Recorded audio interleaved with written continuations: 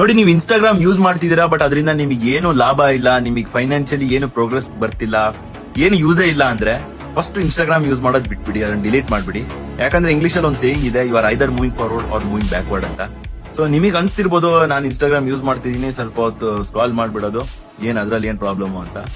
So ಅದೇ, ನೀವು content ಏನಾದ್ರು ಮಾಡ್ತಾ ಇದ್ದೀರಾ, ನಿಮ್ ಬಿಸ್ನೆಸ್ ಯೂಸ್ ಆಗ್ತಿದೆ, ಏನೋ ಒಂದು ಕಲಿತಿದ್ದೀರಾ ಅಂದ್ರೆ ಓಕೆ ಫೈನ್. ಬಟ್ ಅದ್ರ ಬಿಟ್ಟು ನಿಮ್ಗೆ ಏನು ಯೂಸೇ ಇಲ್ಲ ಇನ್ಸ್ಟಾಗ್ರಾಮ್ ಇಂದ, ಬಟ್ ಸ್ಟಿಲ್ ನೀವು ಯೂಸ್ ಮಾಡ್ತಾ ಇದೀರಾ, ಡೂಮ್ ಸ್ಕ್ರೋಲ್ ಮಾಡ್ತಾ ಇದೀರಾ ಅಂದ್ರೆ ಅದರಿಂದ ನಿಮಗೆ ಪ್ರಾಬ್ಲಮ್ಸ್ ಆಗ್ತಿದೆ, ಬಟ್ ಅದು ನಿಮಗೆ ಗೊತ್ತೇ ಆಗ್ತಿಲ್ಲ. ಯಾಕಂದ್ರೆ ಇನ್ಸ್ಟಾಗ್ರಾಮ್ ಅಲ್ಲಿ ಒಂದು ಪ್ರಾಬ್ಲಮ್ ಏನು ಅಂದ್ರೆ ವಿಡಿಯೋಸ್ ಒಂದು 60 ಸೆಕೆಂಡ್ ಇರುತ್ತೆ, 30 ಸೆಕೆಂಡ್ ಇರುತ್ತೆ. ಒಂದು 3-4 ಸೆಕೆಂಡ್ ನೋಡಿದ್ರೆ ನಿಮಗೆ ಕ್ಯೂರಿಯಾಸಿಟಿ ಬಿಲ್ಡ್ ಆಗುತ್ತೆ, ಈ ವಿಡಿಯೋ ನಾನು ಫುಲ್ ನೋಡ್ಲೇಬೇಕು ಅಂತ ಫುಲ್ ನೋಡ್ತೀರಾ. ಅಗೇನ್ ಎಂಜಾಯ್ಮೆಂಟ್ ಬರುತ್ತೆ, ಡೋಪಮಿನ್ ಹಾರ್ಮೋನ್ ರಿಲೀಸ್ ಆಗುತ್ತೆ. ಸೊ ಇನ್ಸ್ಟೆಂಟ್ ಗ್ರಾಟಿಫಿಕೇಶನ್, ಮತ್ತೆ ಸ್ಕ್ರೋಲ್ ಮಾಡ್ತೀರಾ. ಸೊ ಅದೊಂದು ರೂಢಿ ಆಗ್ಬಿಡುತ್ತೆ. ಬಟ್ ರಿಯಲ್ ಲೈಫ್ ಸಿನಾರಿಯೋದಲ್ಲಿ ಆತರ ಇರಲ್ಲ. ನೀವು ಒಂದು ಬಿಸ್ನೆಸ್ ಸ್ಟಾರ್ಟ್ ಮಾಡಿದ್ರೆ ಎಷ್ಟೋ ಮಂತ್ಸ್ ತನಕ ನಿಮಗೆ ಪ್ರಾಫಿಟೇ ಬರಲ್ಲ. ನೀವು ಅದೇ ಅನ್ಸರ್ಟಿನಿಟಿಲೇ ಇರ್ತೀರಾ. ಏನೋ ಒಂದು ಟ್ರಾನ್ಸ್ಫಾರ್ಮೇಶನ್ ಮಾಡ್ತಿದ್ದೀರಾ ಅನ್ಕೊಳ್ಳಿ, ಫಿಸಿಕಲ್ ಟ್ರಾನ್ಸ್ಫಾರ್ಮೇಶನ್ ಮಾಡ್ತಿದ್ದೀರಾ, ಅವಾಗ್ಲೂ ಅಷ್ಟೇ ನಿಮಗೆ ಇನ್ಸ್ಟೆಂಟ್ ರಿಸಲ್ಟ್ ಸಿಗಲ್ಲ.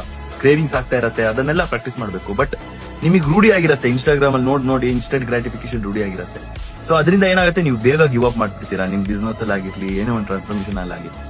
ಸೊ ಹಾಗಾಗಿ ಫಸ್ಟ್ ಇನ್ಸ್ಟಾಗ್ರಾಮ್ ಯೂಸ್ ಮಾಡೋದ್ ಬಿಡಿ. ನಿಮಗೆ ಏನು ಯೂಸ್ ಇಲ್ಲ ಅಂದ್ರೆ ಅನ್ಇನ್ಸ್ಟಾಲ್ ಮಾಡಿ. So don't just B A consumer, B A creator.